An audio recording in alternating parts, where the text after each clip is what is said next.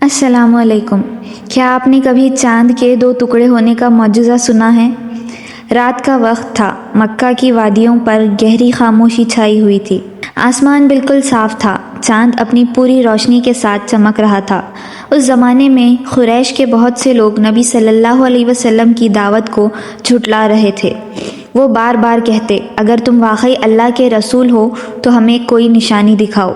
उनका मकसद हिदायत पाना कम और इम्तिहान लेना ज़्यादा था।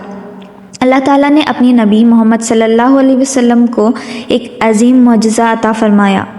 कुरान में अल्लाह ताला फरमाते हैं, इख्तरबातिस साअतु वंशक़ल क़मर, क़यामत करीब आ गई और चाँद फट गया। अल्लाह के हुक्म से लोगों ने चाँद को दो हिस्सों में देखा। सही रिवायतों के मुताबिक कुछ लोगों ने देखा कि दोनों हिस्सों के दरमियान पहाड़ नज़र आ रहे थे। ये मंजर देखकर लोग हैरान रह गए, लेकिन जो ईमान लाना ही नहीं चाहते थे उन्होंने सच को तस्लीम करने की बजाय कहा, ये तो मोहम्मद सल्लल्लाहु अलैहि वसल्लम का जादू है। कुछ ने कहा, अगर यही जादू है तो सिर्फ हम पर कैसे चल सकता है? बाहर से आने वाले मुसाफिरों से पूछते हैं। जब दूसरे इलाक़ों से मुसाफिर मक्का आए, रिवायतों के मुताबिक उन्होंने भी इस वाक़ये की तस्दीक की कि उन्होंने भी इस निशानी को देखा था, लेकिन इसके बावजूद कुरैश के अक्सर लोग ईमान ना लाए। अल्लाह ने अगले ही आयत में फरमाया, और अगर वो कोई निशानी देखते हैं, सबसे बड़ा मौजज़ा भी उस शख्स को हिदायत नहीं देता जो दिल से सच को कबूल करना ही नहीं चाहता। हिदायत अल्लाह की तरफ से होती है और ईमान सिर्फ आँखों से नहीं, दिल से आता है। अल्लाह पाक कुरान में उनकी इस ज़िद का जिक्र किया और उन्होंने झुठलाया और अपनी ख्वाहिशों की पैरवी की। यानी मसला दलील की कमी का नहीं था, मसला दिल की ज़िद का था। ये वाक़या सिर्फ एक मौजज़ा नहीं था, ये एक इम्तिहान भी था। जो सच की तलाश में थे उनके लिए ये अल्लाह की निशानी थी, और जो तकब्बुर में थे उन्होंने इसे भी झुठला दिया। कभी कभी इंसान के पास इतनी दलीलें होती हैं कि उसे उसके लिए सच को पहचानना आसान नहीं होता, लेकिन अगर दिल तकब्बुर, हसद या ज़िद से भर जाए तो फिर सबूत भी उसका नज़रिया नहीं बदल सकती। इसलिए कुरान बार बार हमें सिर्फ देखने की नहीं, सोचने और हक़ को कबूल करने की दावत देता है। क्या ये वाक़या सिर्फ एक शख्स ने देखा था? नहीं, इस मौजज़े को कई सहाबा ने रिवायत किया है।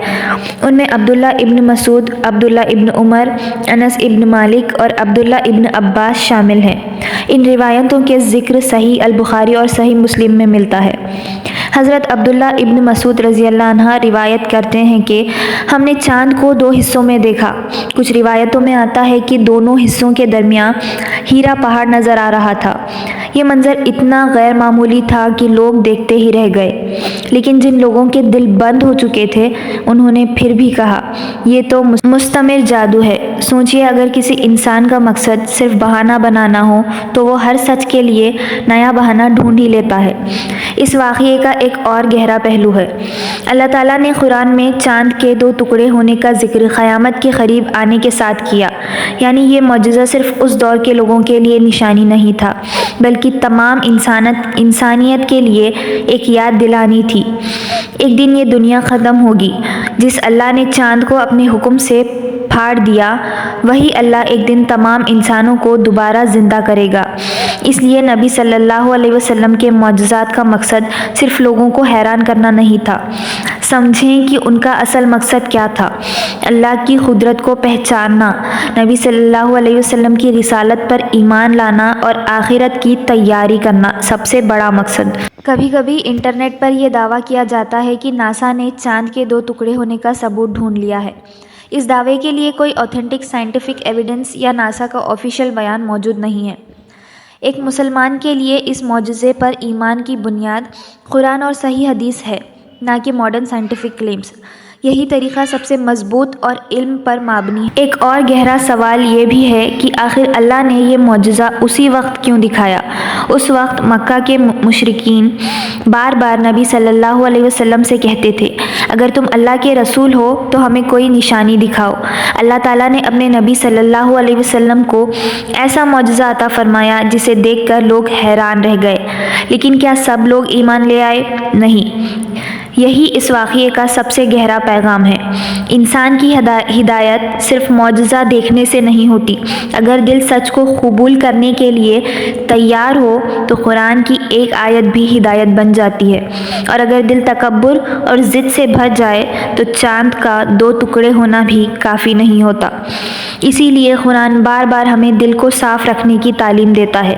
سوچئے، اگر آپ اس رات مکہ میں ہوتے، آپ آسمان کی طرف دیکھتے اور اللہ کے حکم سے چاند کو 2 حصوں میں دیکھتے تو آپ کے دل پر کیا اثر ہوتا؟ یہ واقعہ ہمیں یاد دلاتا ہے کہ پوری کائنات اللہ کے حکم کے نیچے ہے۔ سورج، چاند، ستارے، ہوا اور سمندر سب اللہ کے حکم سے چل رہے ہیں۔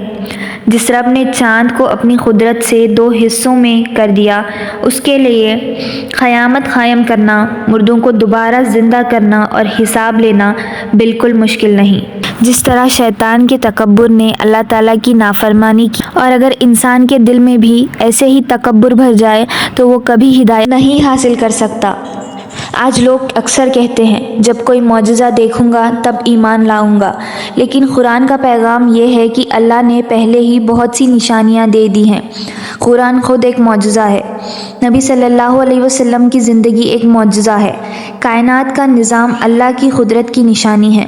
انسان کی پیدائش اور موت بھی اللہ کی نشانی ہے۔ شق القمر کا واقعہ ہمیں صرف ایک پرانا معجزہ سنانے کے لیے نہیں بتایا گیا، بلکہ اس لیے بتایا گیا ہے تاکہ ہم اپنی ایمان کو مضبوط کریں، اللہ کی قدرت کو پہچانیں اور آخرت کی تیاری کریں۔